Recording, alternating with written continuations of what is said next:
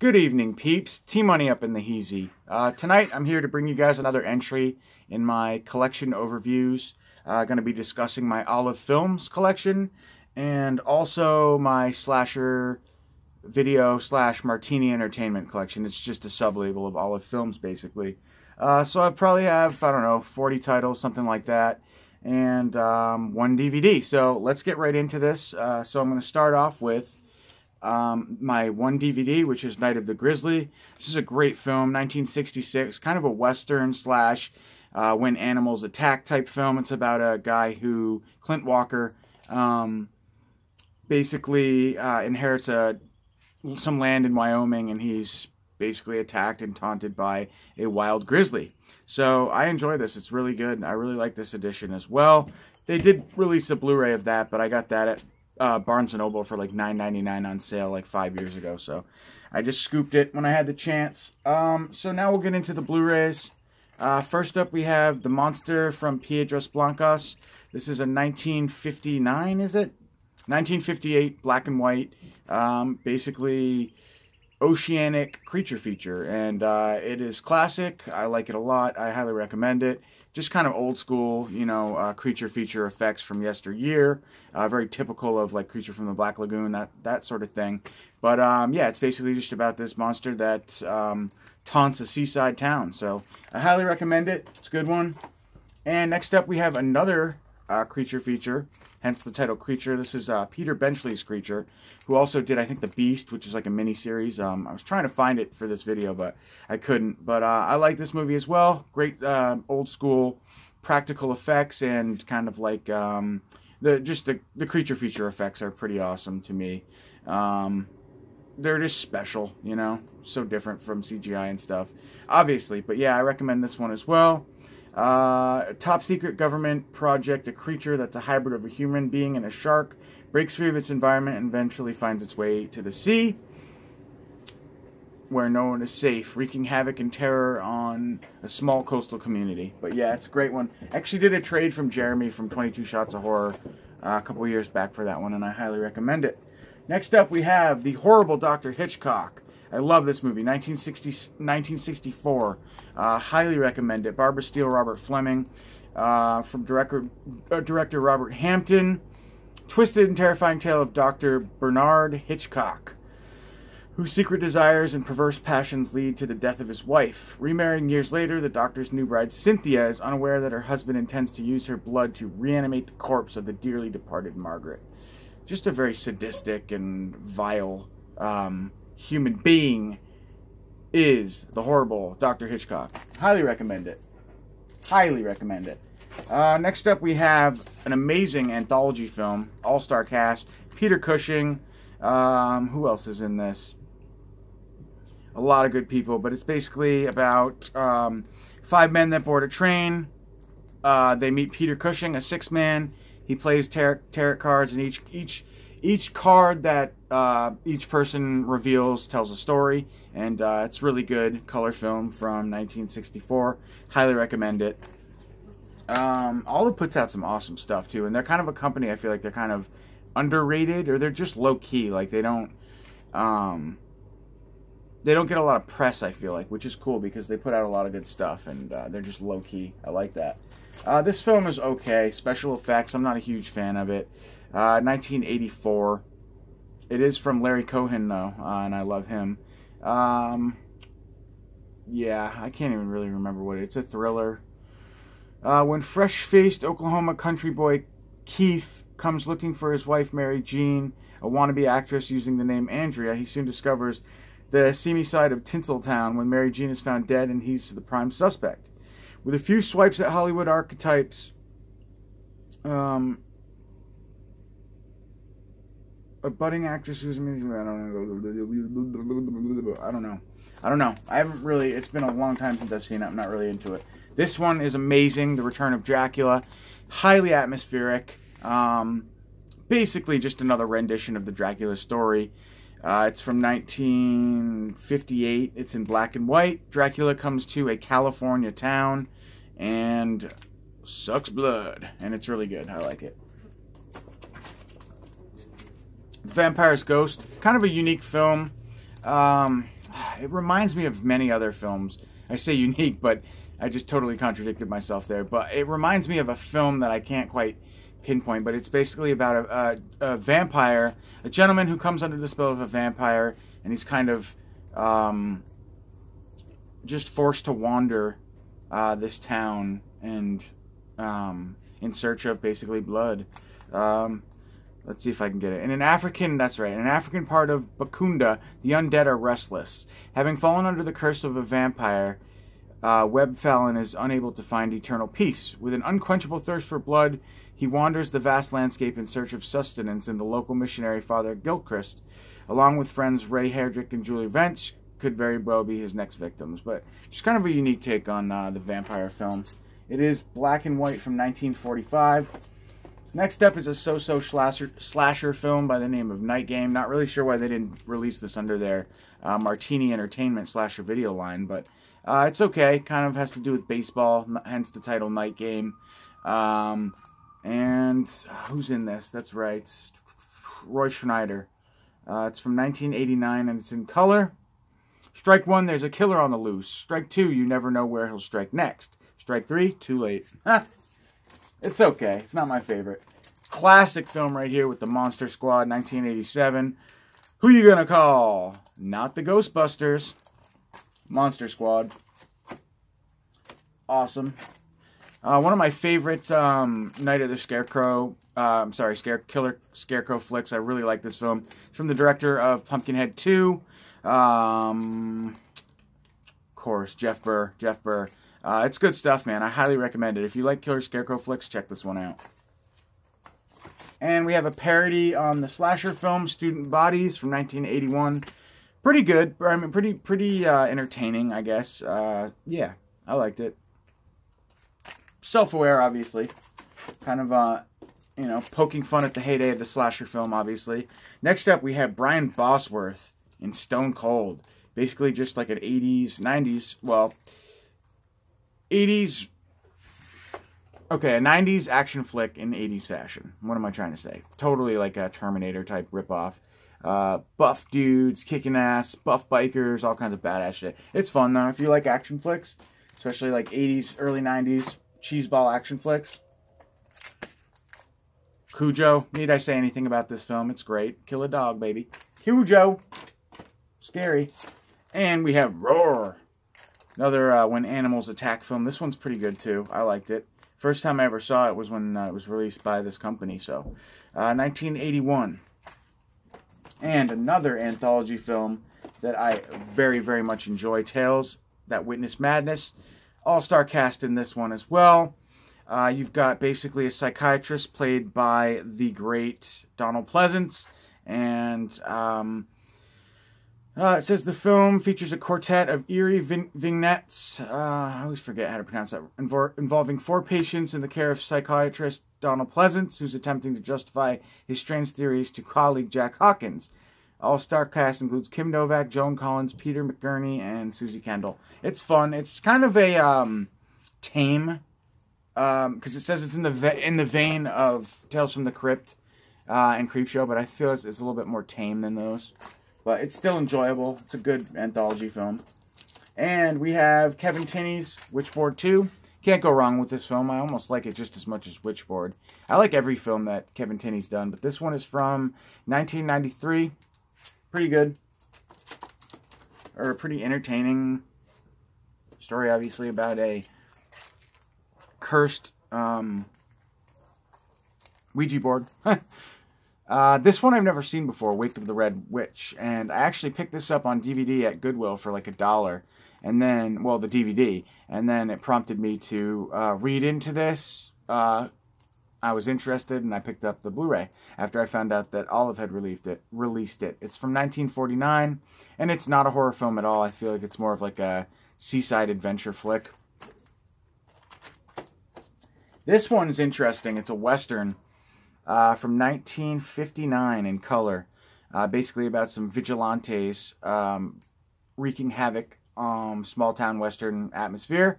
And I actually grabbed this film from FYE. It was on sale, and it was kind of, when you see like things like Olive films at a store like FYE, you got to jump on them because it's kind of, you know, rare to find something like this at an FYE. So, Jayhawkers, I never did watch it, but someday.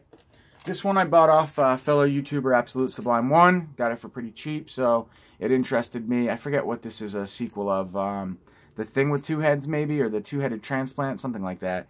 But I hadn't watched this yet. Ray Millard and Rosie Greer and The Thing with Two Heads. But I heard it's pretty good, actually, so. This next film, you either love it or hate it. I tend to love it. Bruce Campbell and Moontrap. Awesome film. Basically about the human race trying to fight off and defend aliens on the moon. And we have the classic, controversial Breeders. I'm a fan of this film. I like it. 1986. Oh, yeah. I don't know, really, what to say about it. I mean, it's an killer alien flick. Some good transformation sequences and stuff like that. The classic, rare Ticks. This is probably the rarest of the Olive Films releases. This one has been out of print for a while now, with an early performance from Seth Green, and it's fun. Killer Ticks, man, you can't go wrong. Good film. And of course, the classic Night of the Demons 2. Angela's back, baby. Can't go wrong with this one. Love it. And then we have Sometimes They Come Back. This is the original, right? Yeah, Sometimes They Come Back Again. It's the second one.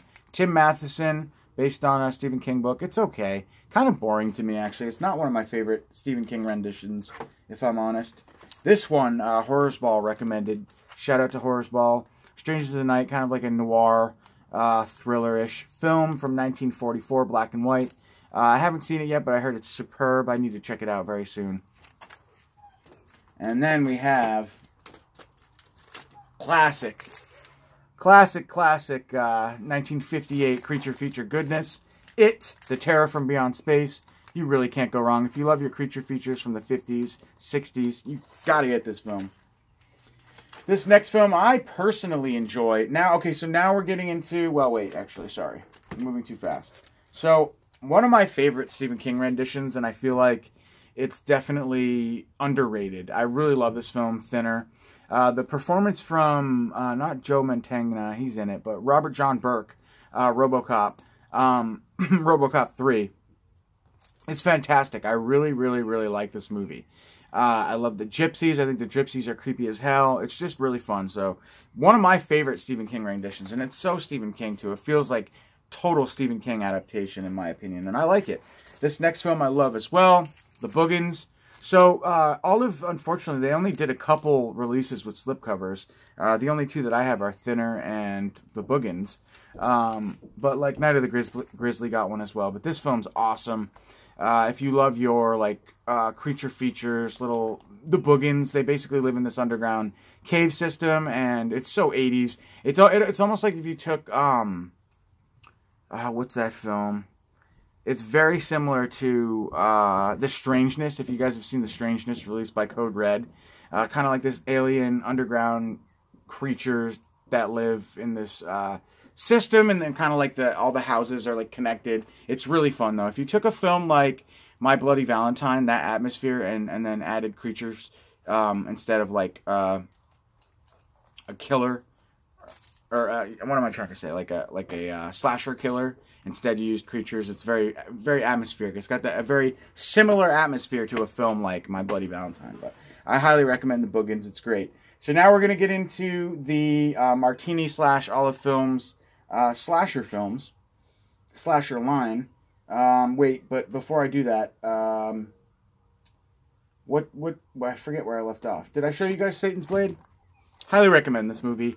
No, I don't think I did. So this one, I like this movie. A lot of people... So I don't highly recommend it because I feel like the majority think this movie's boring and kind of a lame, tame slasher film. But I really like it. I like the snowy setting.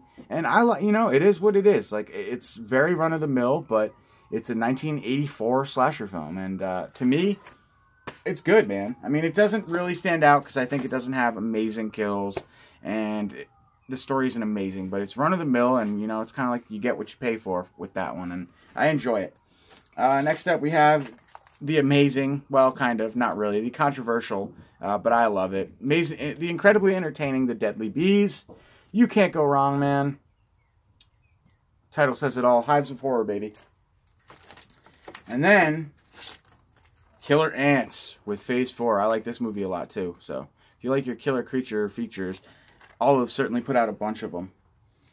And now we get into the Few Slasher Martini Entertainment video sub-label of Olive Entertainment. See how it says M on the spine rather than O for Olive. Or Olive Films, it says on the spine. But Victims, this is probably one of the worst slasher movies. Like, you want to talk about a bad slasher film? Right here. Not even worth watching. I don't recommend it. Then, I don't know why they put Man Killers on there, because it's more of like a exploitation chick flick. Or badass chick, what do you call it? Like a film like, I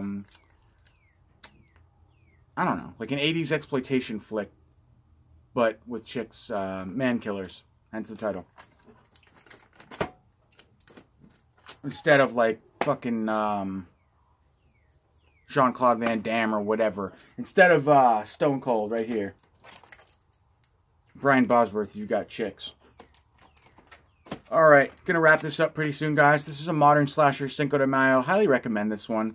Definitely took me by surprise. I actually didn't expect much going in. It's kind of an indie slasher, modern, and I liked it.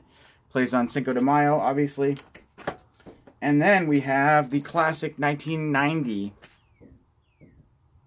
Shock 'em Dead, baby. In the vein of, you know, your typical electric slasher film. And then, or what am I saying? Electric, like, you know, rock and roll slasher. Kind of like this one here, Killer Workout. Love this movie. A lot of fun. Cheesy, self-aware, cornball, 80s. Year I was born, actually, 1986. Slasher goodness. This next film is a semi-modern anthology that I highly recommend you guys check out. Trashology. I'm going to read you guys the synopsis on this one. It says, a college writing assignment leads Tracy to explore her passion for film, especially the trash genre made infamous by John Waters.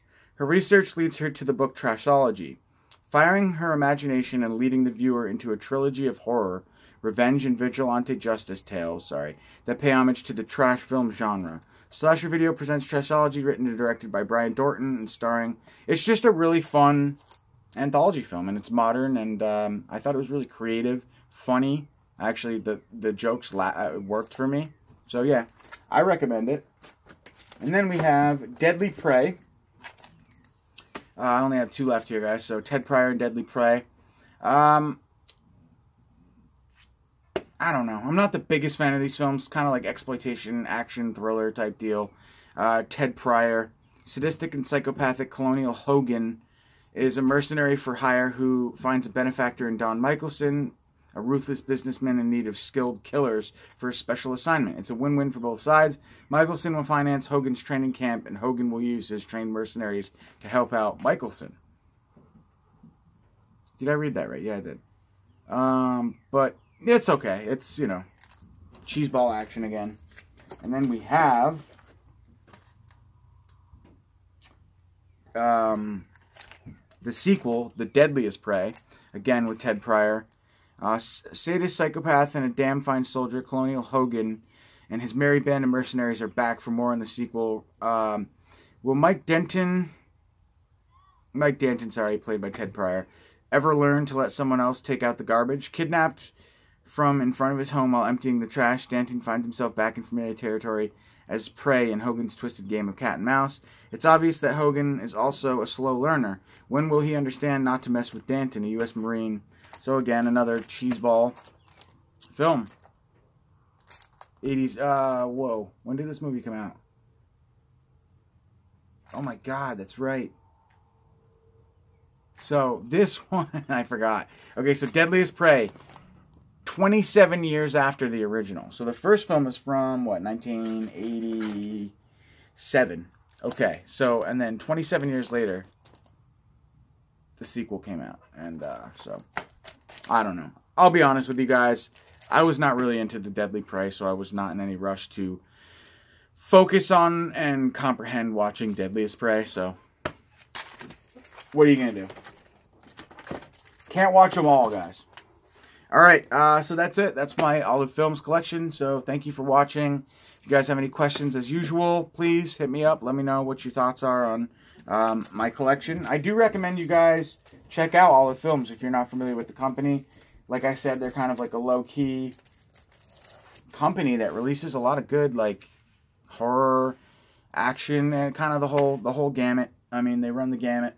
All kinds of different stuff, you know, Dracula flicks, slashers, they have their slasher line, creature features, all kinds of stuff. So check them out, noirs, all kinds of goodness. Have a great night, guys. I'll talk to you soon.